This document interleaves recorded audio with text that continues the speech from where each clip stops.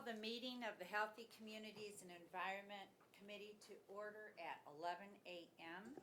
The first order of business is roll call. Powell. Here. Kokendorfer is absent with notice. Gershenson. Here. Nelson. Here. Todd. Here. Lubes. Here. Let's all stand for the Pledge of Allegiance to the flag. I pledge allegiance to the flag of the United States of America and to the republic for which it stands, one nation, under God, indivisible, with liberty and justice for all. Are there any corrections to the minutes of the previous meeting? If not, we need a motion to approve the minutes of the Healthy Communities and Environment Committee meeting of April 29th. Motion by Commissioner Nelson, seconded by Commissioner Todd. Any discussion on the minutes? If not, yes. Just one clarification. I know Commissioner Powell ended up having an excused absence. Is that reflected in the minutes? Yes. Yes, thank you. All right, all in favor of approving the minutes signify by saying aye. Aye. Opposed? The motion is carried. Next is approval of the agenda. Are there any changes or corrections to the agenda? Seeing none, we need a motion to approve the agenda. Motion by Commissioner Taub, seconded by Commissioner Powell. All in favor signify by saying aye. Aye. Opposed? The motion is carried. We move on to public comment. Anybody from the public wishing to comment? Seeing none, I will close public comment.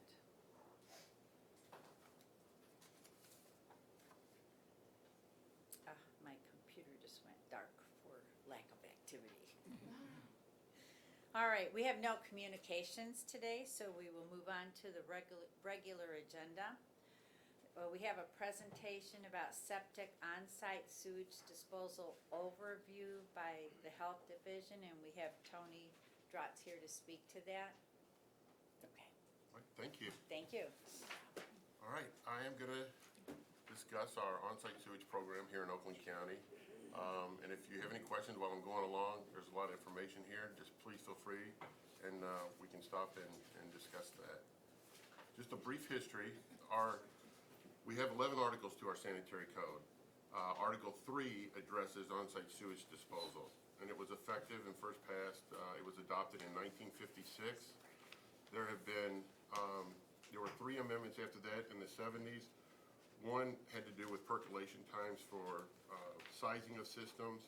One had to do with abandoning septic tanks when you do tie into a municipal sewer. And then there was a section that was amended in 1975 that allowed for the appeal board. So if you did not like a decision made by the department, you had the opportunity to appeal to the Sanitary Code Appeal Board. In November 2016, we actually had a major overhaul to a very dated, obsolete code that we had had since the 70s. It still talked about clay pipe. It still talked about technologies that were no longer even available in some cases. So we updated the code to reflect how we're actually administering the program now. And it updated with policies and practices that were the cutting edge, the standard, statewide, nationwide. Did a lot of review of a lot of existing codes and new technology, and had that code updated at the time. There's 2 more articles in our sanitary code that have to do with on-site sewage. One is our groundwater protection, Article 2, and it was effective January 22nd of 1995. That basically is it restricts the amount of sewage that can be applied to an on-site. So in other words, you would need 1 acre for a 3-bedroom home and 1/4 of an acre for each additional bedroom. Some people have referred to that as a density policy. So you need typically 1 acre of land to build when you've got on-site sewage disposal. There's a variety of reasons for that. We'd like to see that you have room for initial and reserve area in case there is failure. And ultimately, systems do fail. You do need to maintain them, but there is a life expectancy that we've seen around 20 years average. That's with commercial, non-residential, and residential. The other was Article 11, which became effective May 6, 2012, and that is our septic installer licensing article of the sanitary code. So that includes education, they go through a class, they pass an examination, there's an annual fee associated with that to be a licensed installer in Oakland County. And with the variety of codes around Oakland County and the complexity of how things are designed and installed, every county has considered this, if not adopted their own installer licensing, because every sanitary code, and there's 45 of them, there's 45 local health departments in the state of Michigan, have their own codes. So just the location of systems in Oakland County, this map shows there's an estimation of 100,000 septic fields and 100,000 water wells. And this is supported by state and national statistics that we have obtained. We think that there's around 400 to 450 built parcels in Oakland County, and that's using Oakland County GIS data. The U.S. Census data shows that 20 to 29% use on-site wastewater to treat their sewage. So there's approximately a third of systems in Michigan use on-site sewage for their sewage disposal. This shows a wide variation. I don't know if you can really see that too well. You can see in the southeast quadrant here, like right in here. Let's see here. Is this going to work on there? Oh, it might not. It doesn't work on there. But this is municipal, as you can imagine. This is all municipal sewer. Then you've got a combination, and then the more rural areas are basically well and septic. There's no municipal sewer, no municipal water available to them, so they have to rely on on-site sewage disposals and on-site water wells.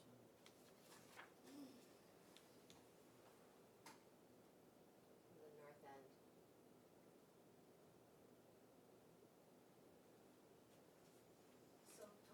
Sure.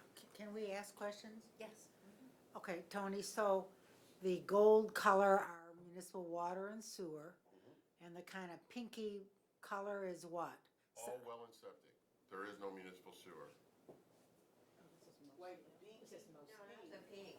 Pink says pink, mostly. not blue or Yeah, purple. this is mostly this color. Yeah, Yeah. Oh, I'm sorry. yeah, that color, Mostly. mostly, but not completely. Not completely, no. Okay, and then the, Do issue permits, as you know, in Bloomfield, there's a couple in Rochester. yeah, Waterford, certainly West Bloomfield, Farmington, Novi do have some on-site, Right. pockets, subdivisions, that have Yeah. tied into municipal sewer. And okay, some of the time it's restricted from the building department or the engineering department because they don't allow for, they want gravity sewers. They won't let you put a pump to their sewer, their municipal sewer. right, right. And then the purple and blue are some of each or whatever. Right. Okay, got it. Commissioner Powell? You have referenced a number 400 to 450. What was that? What are those again? Those are built parcels in Oakland County, residential parcels. So there's that many homes or parcels that are actually on the books in GIS in Oakland County. Got it. Okay.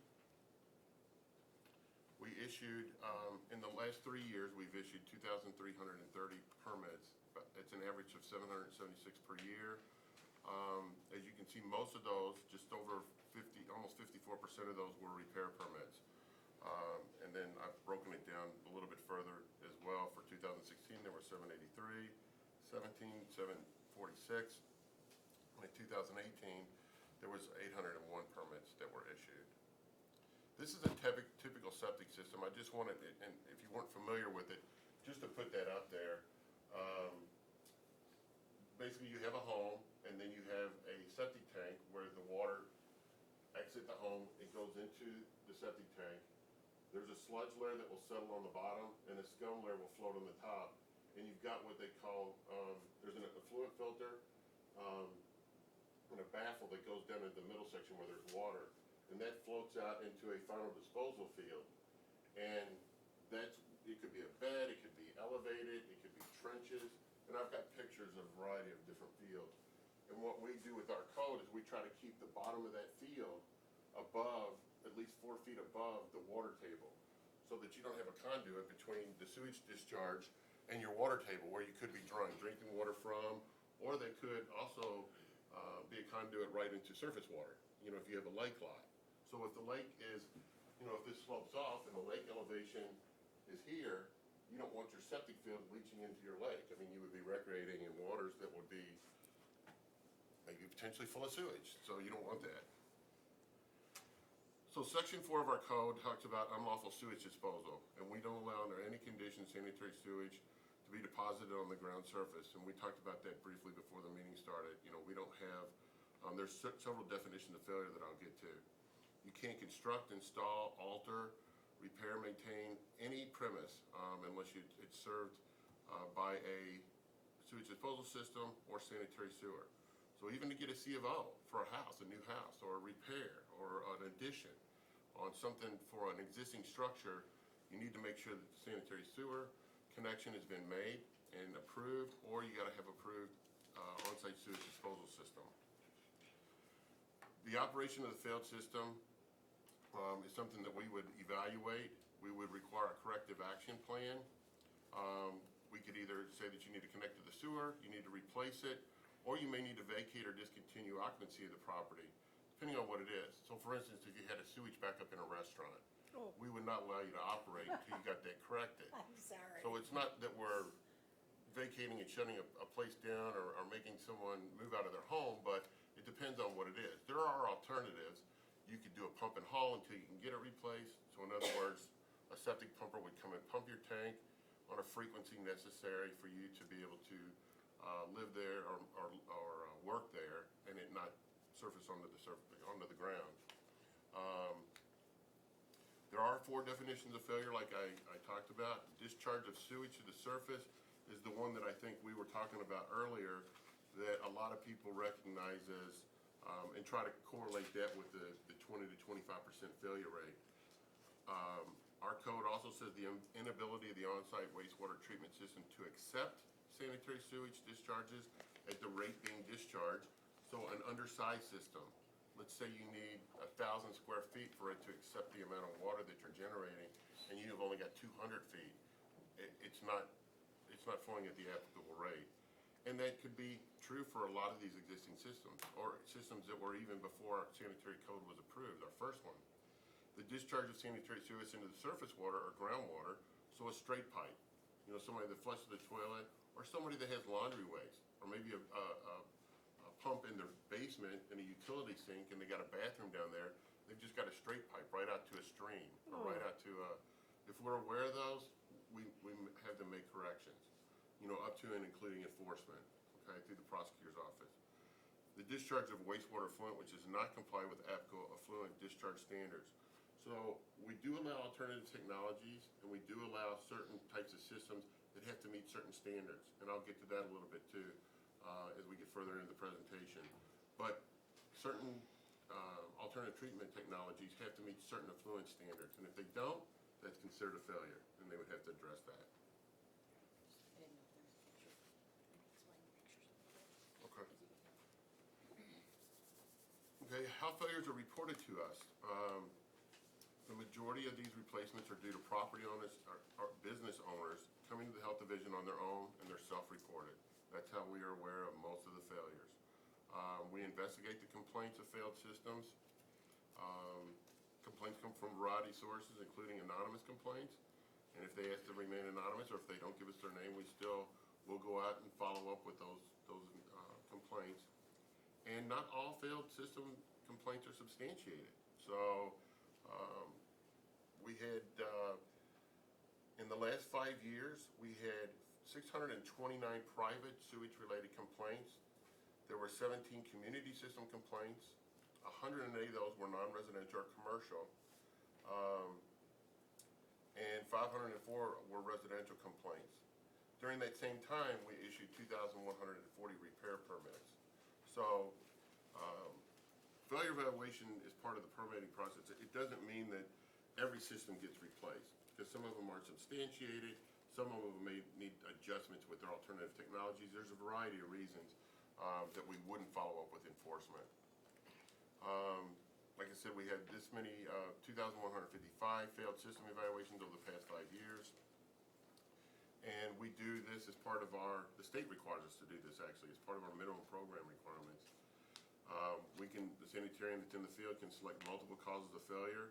The most common causes of failure noted is soil clogging, followed by root intrusion, damaged or collapsed piping, and excessive cover.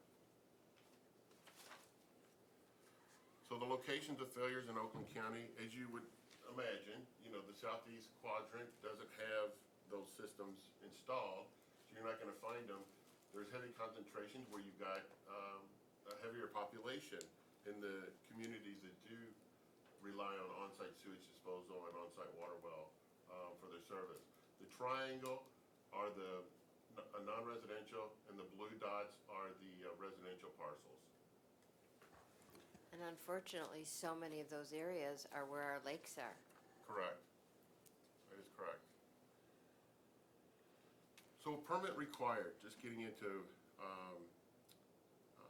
what I mentioned before, that it's unlawful to construct or repair, alter, enlarge, relocate, whatever, any type of on-site sewage disposal without obtaining a permit from the Oakland County Health Division. You can do this online. I just have a copy of the webpage there and how you can apply for the permit.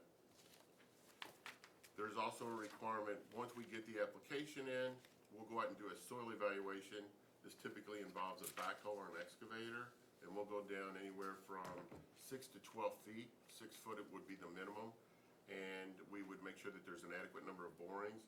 The state requires us on new parcels to have at least 2 borings in the initial area where the system's gonna be, and 1 in the reserve area. So we're typically a minimum of 3 borings. Now, you do have your lots that are very small, and you can't even, it's hard to get 1 boring. A very small lake lot where there's very little space, you may get 1 boring, and you may be cutting through an old system. So, but the state looks for us on new parcels to do at least 3 borings. And you need sufficient area that's acceptable soils, like I said, for the reserve system for future installation.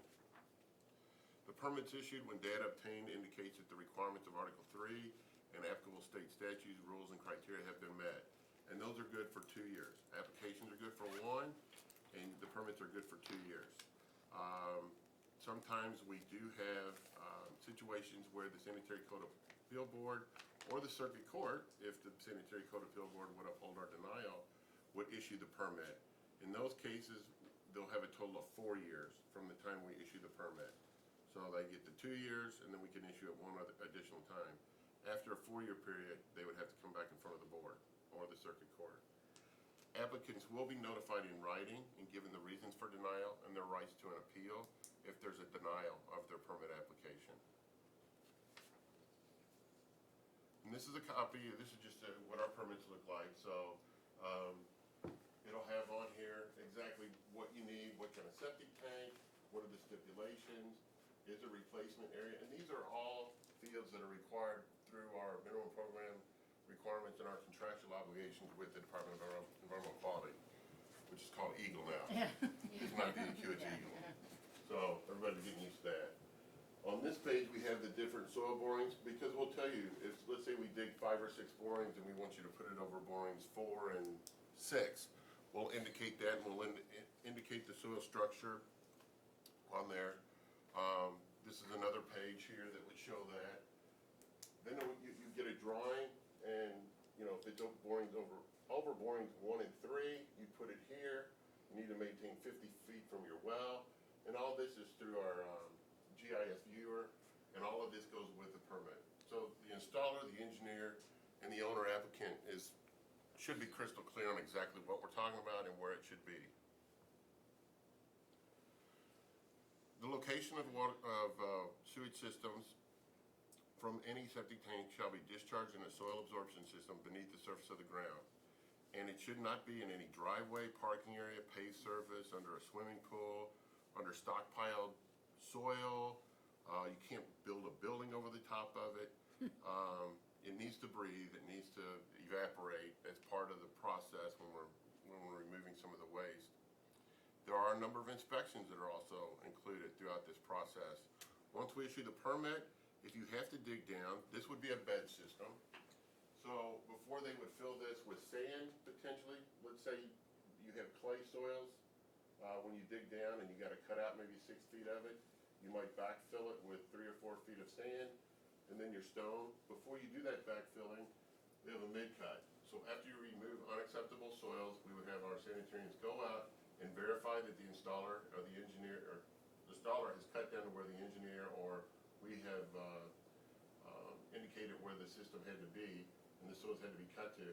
And then once all this is done, we would do a final of the system. So we would take measurements and make sure that it went in accordance with the permit. Final inspections include a number of things. This would be a trench system. So before that was a bed, it was a huge bed cutout. This is a trench system where this would be a footer. This is at the end. The septic tank would be at this end. And you have trenches. Typically, these are 6 to 8 foot on center, and they would be no longer than 100 feet. But you would have these installed, again, in accordance with what our permit said and what the engineer may indicate. As I mentioned, we do allow for alternative systems and engineered plans. This is something that's new. Article 2 allowed for alternative systems, which we've accepted a number of those since it was effective January 22nd of '95. But we also have allowed a lot of new systems now. They have to be evaluated by our staff to make sure that they meet NSF criteria. It's third-party certification. And the health officer has that authority to review, evaluate, approve, or reject applications. The health officer is also empowered to establish engineering criteria, policies, and standards. Yes, ma'am. What is an alternative system? An alternative system is a system that treats the effluent before it goes out into the wastewater field, the final disposal field, and gets it to a quality so it's not just raw sewage. It's really a mini treatment plant in your backyard. It could be, some of the common names we hear are Advantax or Norweco, Elgin, and it's basically a filtration or some type of system that cleans up the wastewater to a standard with dissolved oxygen or total dissolved solids. It reduces the contaminants, basically. Okay. Before it goes out into the field. Okay, Yeah. thank you. Installation, talked about Article 11, the contractor shall be licensed in alternative systems and be trained by the manufacturer distributor. So the distributor or manufacturer has to go over with an installer or a service provider for operation and maintenance to make sure they understand what type of system they're even looking at. We also often have deed restrictions that have to be recorded prior to final inspection. That way, the homeowner and any future homeowners should look at deed restrictions if you're on an on-site system, and they know what the requirements are, and know that this property is served by an alternative system or a septic system, and that needs to be maintained and operated properly. There's an operations permit. They're issued annually for the life of the system, and it shall be issued for all systems that include pretreatment. Again, this is something that the operations permit and the fees for that, I believe it's $50 annually, was approved by the commissioners, I think in 2008. And this is something that, we were doing work there that, and we needed an operation permit in order for the state to allow us to use alternative technologies. So that was a result of that. Go back to that picture. Yeah, he's actually looking at this is a treatment, this is a pump that goes down, and what he's doing is just taking samples here. Now, somebody will take those samples and have those tested in a lab. This will all be cleaned out, hosed off. This would be an effluent filter. It's slotted. This is one of our sanitarians that's there, and this is just a routine maintenance of this system, is what they're experiencing here. Then, like I said, we have operation and maintenance report. This is a copy of one from American Concrete Products. They're a big supplier of septic tanks in our area. Looks like they are providers for operation and maintenance for Norweco systems and Singulair systems. And they have, once they contract with them, it's typically either a 1 to 3 year contract, that a homeowner would have with an operator. And they may provide those records to us, and we keep track of that. And if we have a system that's in the ground that is not being operated and maintained, or we have not received any records, we do follow up with them to make sure that that's done. Then the last thing that I wanted to talk about here, are there any questions on that as far as septic installation? I mean, it was a lot of material, just really condensed there for you, but is the state code proposal, and there's been numerous draft bills for a statewide sewage code. And they've been going back and forth between two type of evaluation programs. A point of sale or a property transfer program. And as you can imagine, realtors have some input on that type of evaluation program. And then a set frequency inspection of all systems every 10 years. So you can imagine, for us, with 100,000 systems, that means we would have to inspect 10,000 systems a year. And if 20 to 25% of those met our failure evaluation definitions or failure definitions, we're doing 800 permits a year now. Would that increase that to thousands per year? And we're not seeing those numbers, but that's something that we've been considering for over 25 years. I've sat on committees at the state level for years and years. They were going to change Part 50. There's been different codes that have been proposed over the years. And I think one of the reasons that it has not been successful, and the last one by Representative Lauer in Montcalm County did not get out of lame duck. It was out of committee, but it did not get out of lame duck. It's just the number one issue was funding. How do you fund this? And then what do you do when you do evaluations, and do you put people on the street? If they don't, there were stories of homes that were worth $30,000 and we wanted to put a $40,000 septic field in. Well, what do you do for them? There's a lot of issues with that. You also hear a lot of comments about we're the only state in the country that does not have a state sewage code. Well, one of the things is all of these codes are not the same. Some are performance-based, like with alternative technology. Some are prescriptive, so in other words, it says you shall have 100 for a one-bedroom home, 200 lineal feet for a two-bedroom, 300, and so on. Some of them are point of sale. Some of them are set frequency. So nobody, to my knowledge, has looked at all 49 codes and they're not all the same. So it's like comparing apples to oranges. And the last three, California, Wisconsin, and Ohio, have not fully implemented their codes because there is no funding. There has not been funding. They have not been able to come up with revenue, sustainable revenue, that would allow for such an overhaul of, or just that type of an evaluation in their state. And I think some of that had to do with, I know in Wisconsin they had tried to set up a hardship type fund, and it quickly dwindled.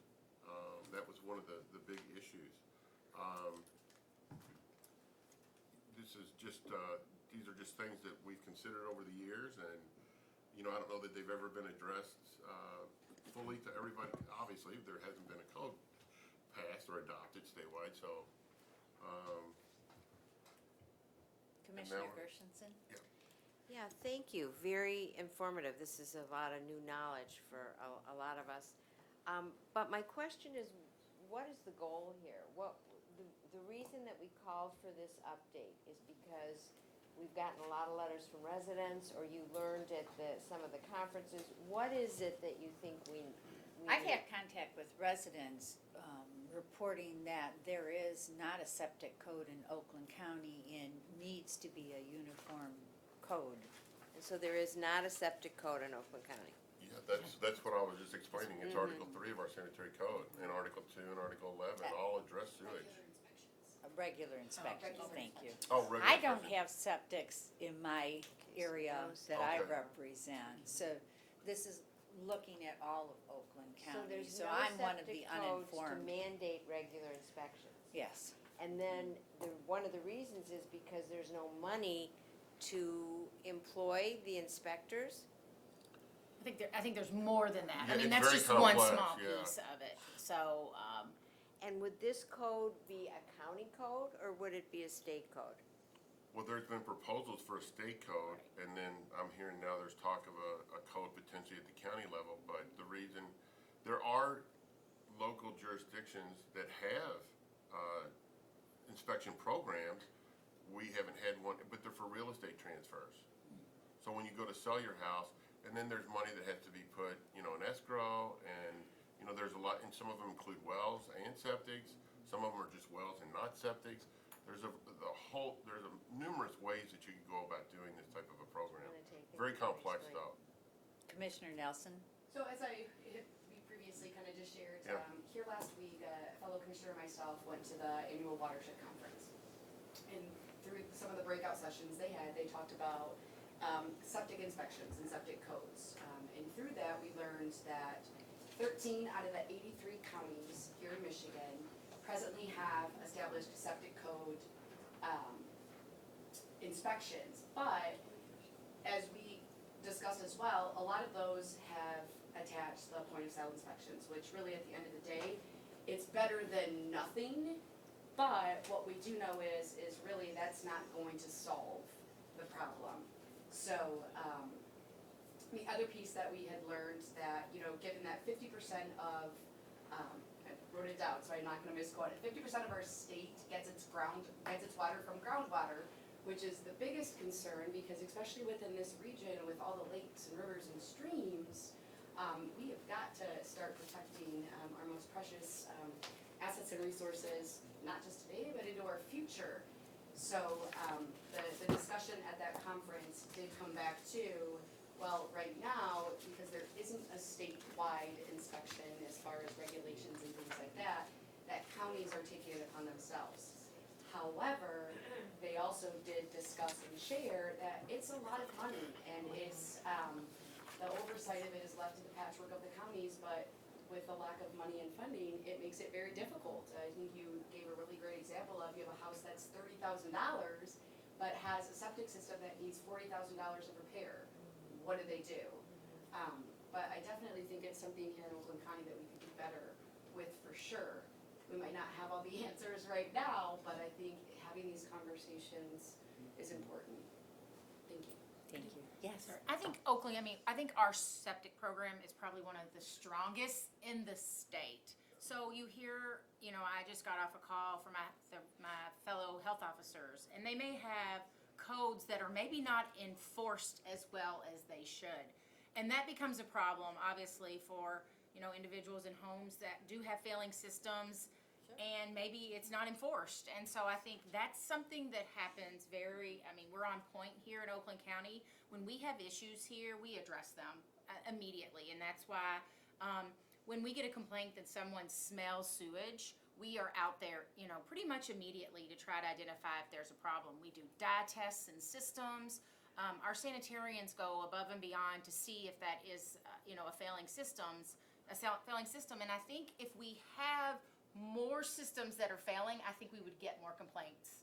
Because it smells horrible, as you can imagine, and if it's just going out in the waterways or on the land or somebody's property, someone else is going to complain about it. A neighbor will complain about it. Neighbors don't want to live Right. next to or on top of Yeah. failing septics in Oakland County.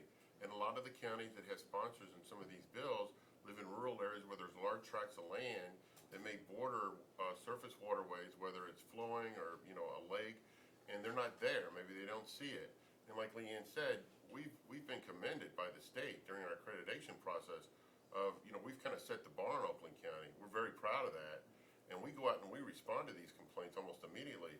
Where some sanitary codes, when they go and they look at these 45 accreditations and these 45 local health departments, they just make sure that their code has been approved by some type of a board of health, or in our case, a board of commissioners.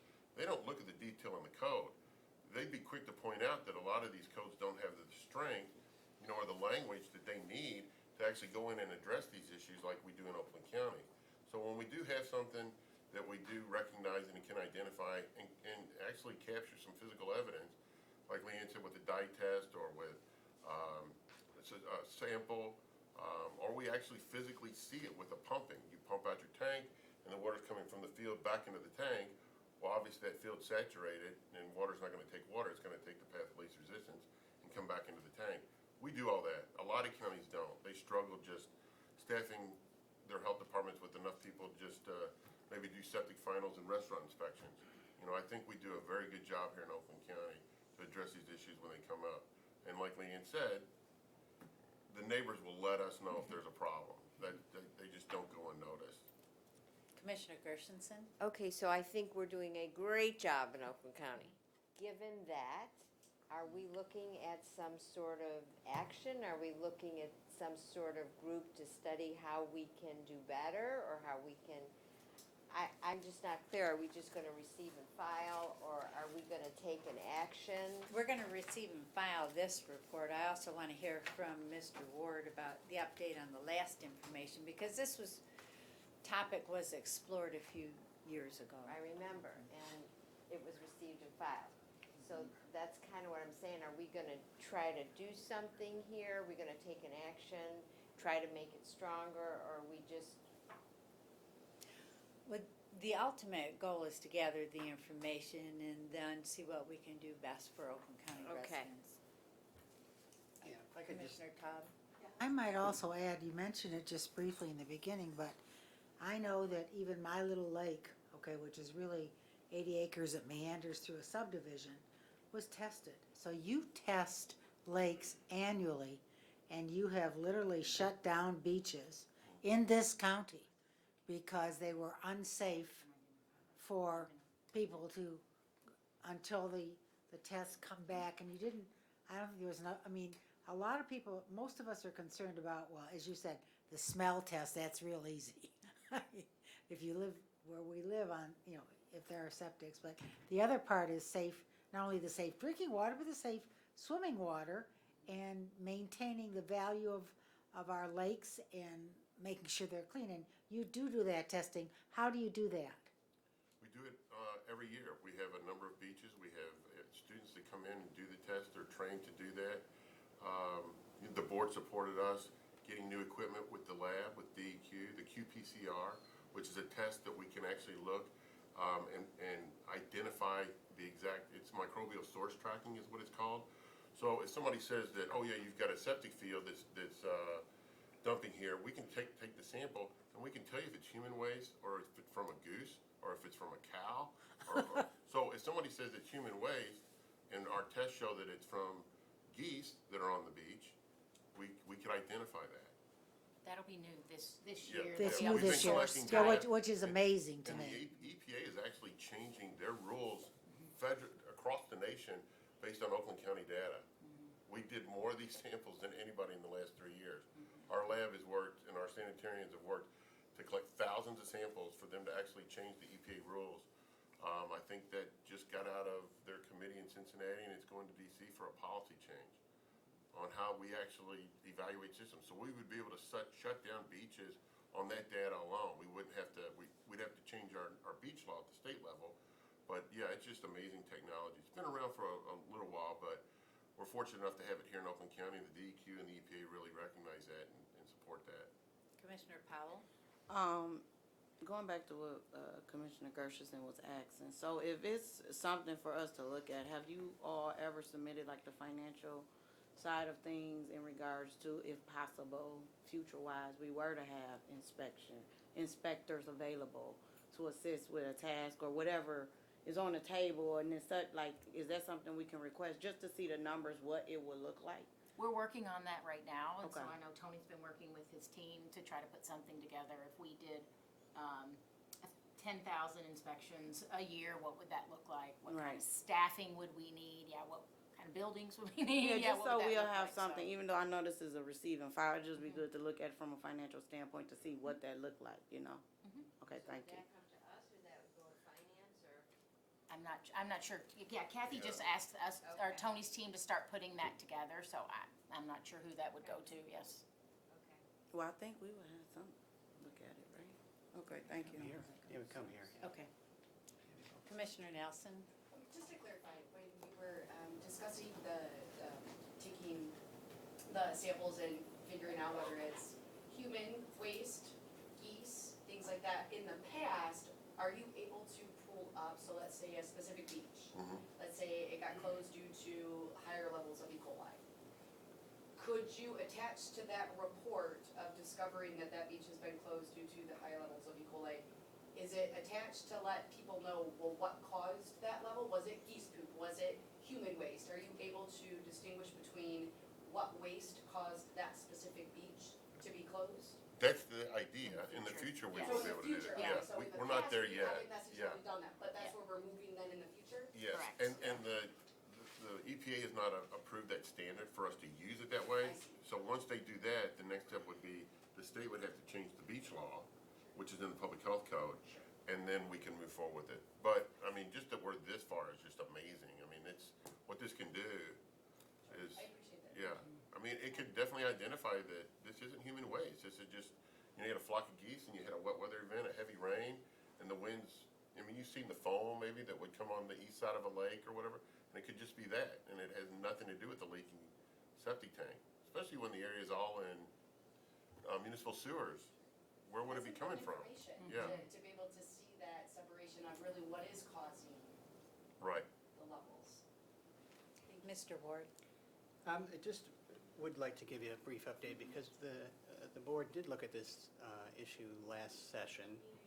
Sure, thank you, Commissioner, appreciate it.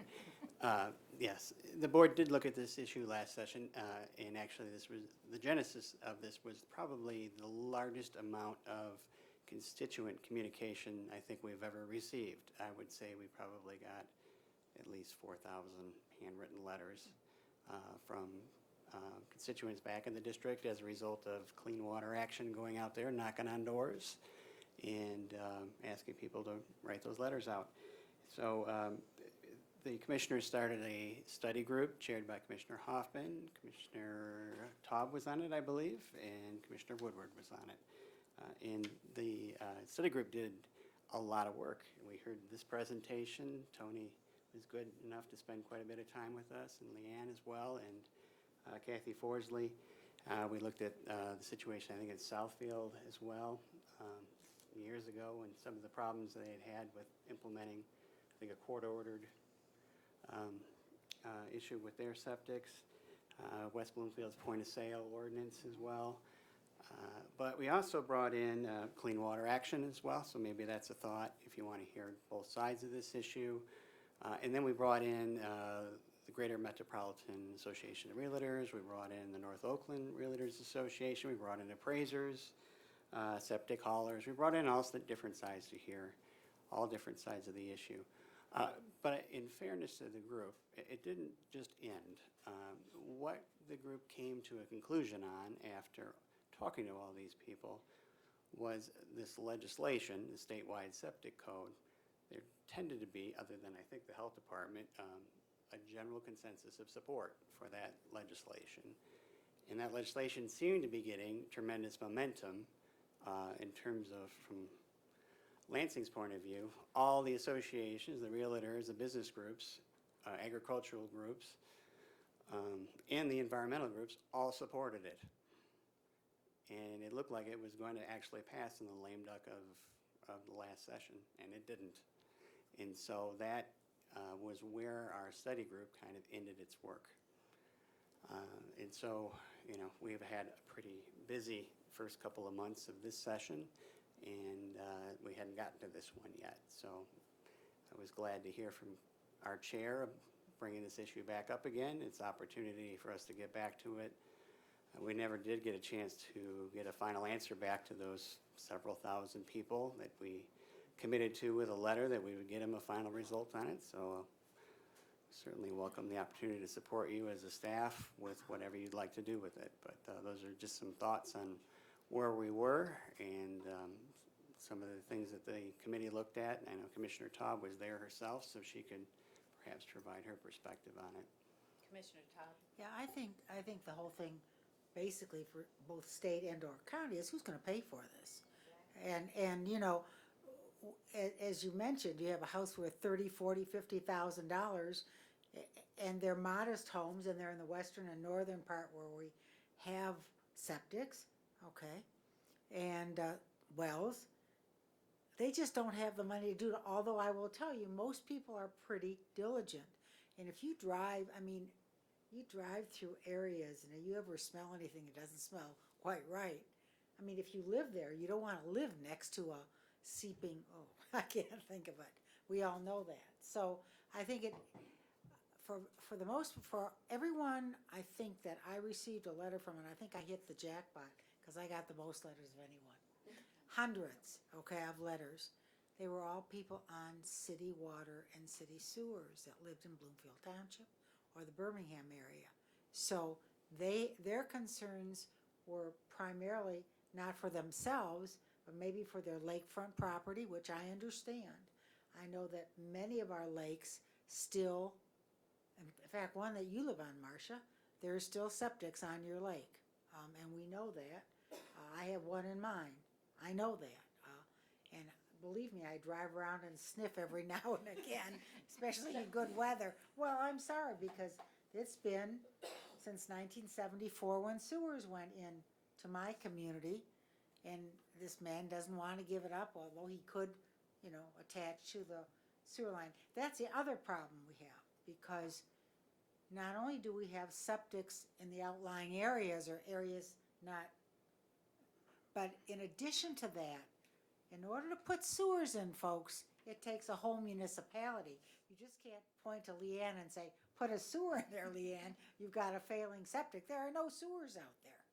There's no water system out there. So, yeah, it's real easy to say, put a sewer in at your place. Get rid of your septic, put it in the sewer. But there are no sewers to attach to, so that's another huge problem. Commissioner Gershenson?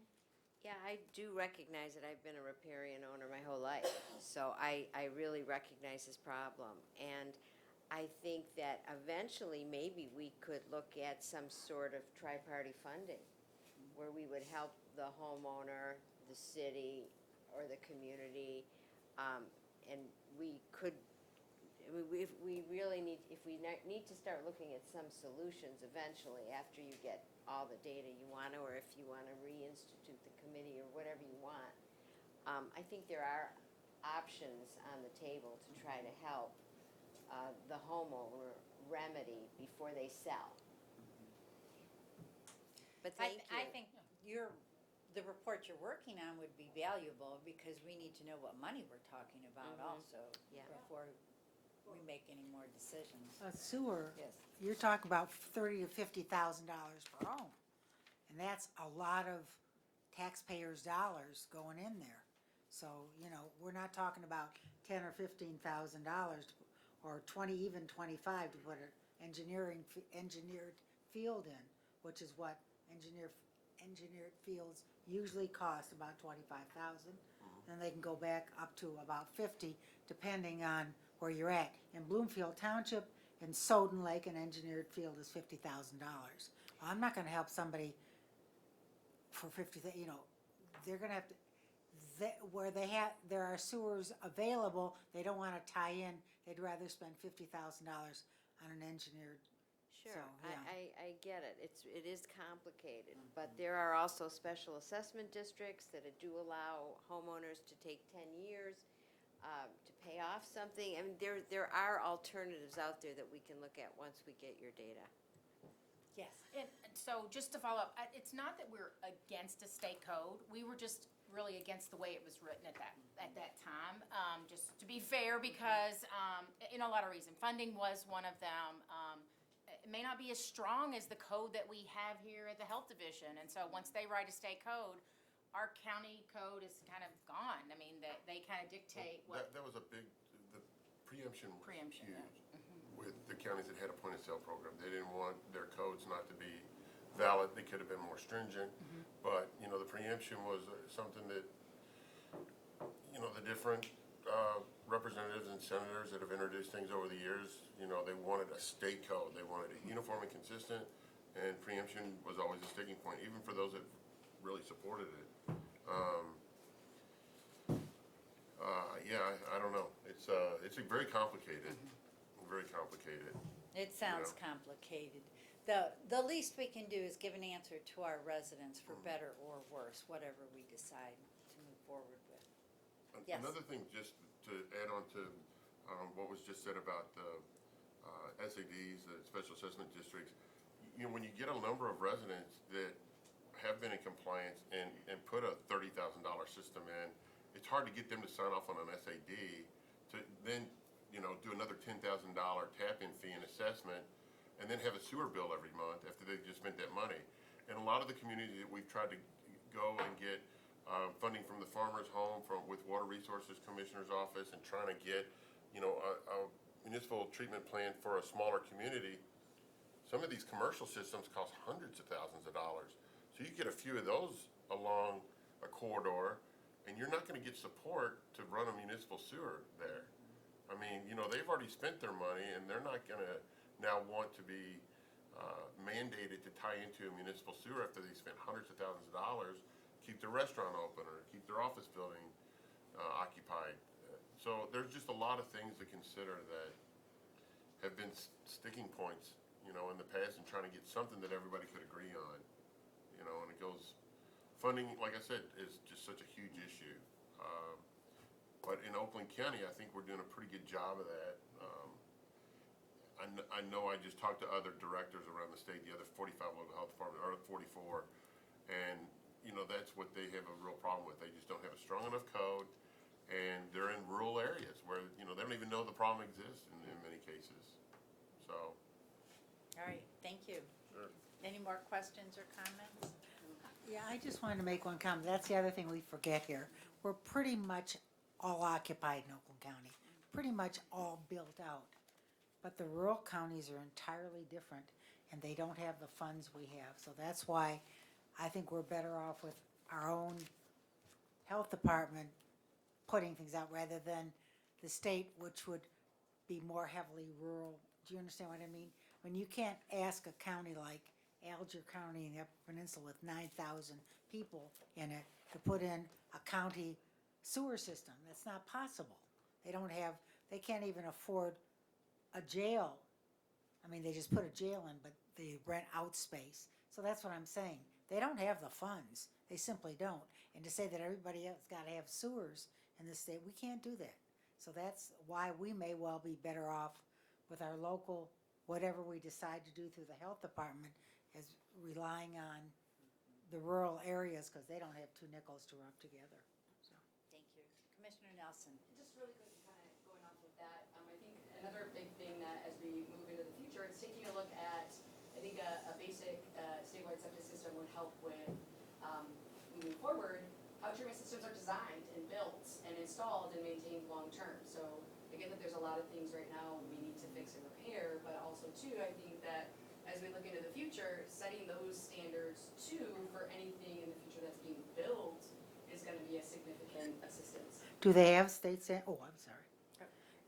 Are there state standards on septics yet and sewers? No, and that's one of the issues with alternative technologies. We're very fortunate here. We have the staff and can hire some of the expertise and have them trained so that we are familiar with and can issue permits, operation permits for alternative type systems. Some counties have one sanitarian for the whole county. That's the generalist, jack of all trades. They don't have the expertise, and their codes are written that way. So they don't even allow alternative technology because they just, they're doing good just to get the permits issued, much less get into engineering, and, it's hard for them. And I think, we're so different than so many of the rural counties in Oakland County, and then some of the other more urban counties don't have that problem, like Wayne and some of the counties where there's more sewer don't have that problem that they have to address it. I think they probably got a few thousand. They do have an operation or a point-of-sale program there in Wayne. I think one thing to add to that too is Tony has created a training program for the staff that are on Land and Water, which do the septics. And sometimes it's a 2-year training program that they go through to make sure they understand and are trained to the standards. And I think that's important because many times when we were new sanitarians, you got about 5 or 6 weeks of training, and then it was kind of like, you're ready to go. And so he's really created a great training program that helps staff understand the importance of all of those details. And, and what to look for, so I think that's important. Thank you. All right, we need a motion to receive and file. Motion by Commissioner Powell, seconded by Commissioner Todd. Is there any other business to come before this committee? I do have one item. I would like to move the time of the meeting to 10:30. This meeting follows the Lego meeting, and at times there, pardon? Okay. All right, so for June 3rd, then, we could post the meeting for 10:30. Any other comments? That it follows the Lego meeting, right, That'd be great. right. They say. Anything else? Then, we need a, roll, do we have a roll call to receive and file? We need a roll. Oh, all right, we'll go with voice vote. All in favor say aye. Aye. Opposed? Motion is carried. Then without objection, I declare this meeting closed at 11:55.